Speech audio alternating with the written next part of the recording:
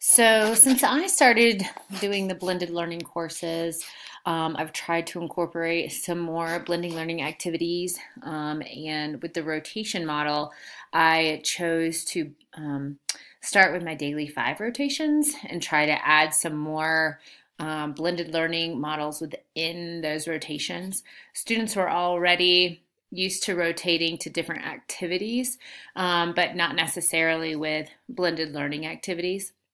So, for example, now for they might rotate from listen to reading to a word work activity, and then read to someone. And for their word work activity, it's now an online activity where they can maneuver the words or play a game in Quizlet.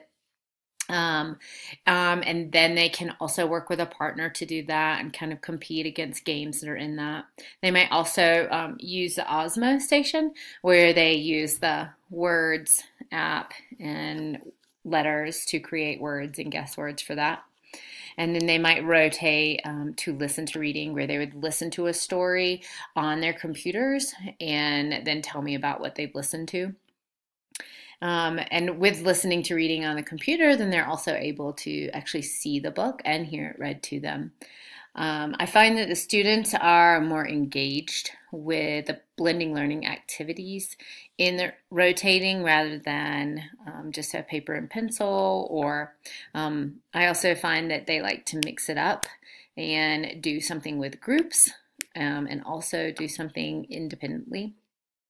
And I hope to incorporate even more activities as we go. I'd like to individualize it more so that it's not just activities that the whole class can do, but that are geared towards specific students. And so I'm working on playlists to go in those rotation models as well. So that's what I want to work on in the future. So, yeah.